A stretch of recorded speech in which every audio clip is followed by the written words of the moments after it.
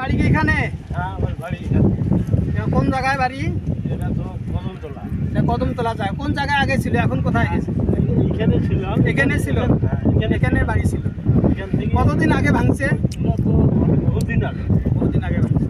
আপনার এই আপনার এখন কি পরিমাণ বয়স হচ্ছে, মানে আপনার বয়স কত? আমাদের বয়স এখন প্রায় 80 দেহ। 80-র ঊর্ধ্বে। এই 80-র ঊর্ধ্বে বয়স আপনি পেয়েছেন, মাশাআল্লাহ, খুবই ভালো।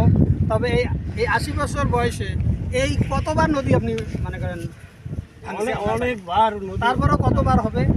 তারপর তো অন্তত বোধহয় 8-9 বার হবে। 8-9 বার। এই 80 বছরে চাচা বলতেছে যে 8-9 বার বসত ভিটা ভেঙেছে। এত বসত ভিটে ভেঙলে তারা কীভাবে জীবন ও জীবিকার মান তাদের উন্নয়ন হবে? তো এখন আপনাদের বাসা কোথায়? এখন আমাদের বাসা ভাঙিয়ে আরো অনেক দূরে চলে অনেক গেছে। দূরে চলে গেছে। তো এখন তো আবার ভাঙতেছে নদী, তাই না? আবার নদী ভাঙছে। তাইলে এখন আমরা এই যে নদী ভাঙ্গন রোধে কি করা দরকার?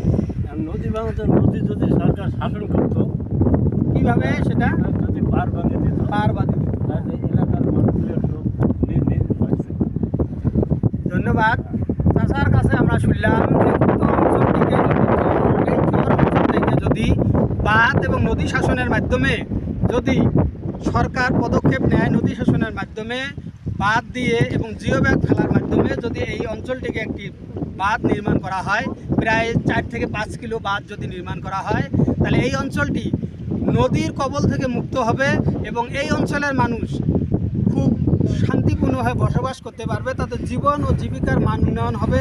শিক্ষা, পড়াশোনা, বাসস্থান এবং রাস্তাঘাট সব এই চরে অঞ্চলে উন্নয়নের দ্বার প্রান্তে পৌঁছে যাবে, এই আশাবাদ ব্যক্ত রেখে এই অঞ্চলের মানুষের সর্ব উন্নতি কামনা করছি।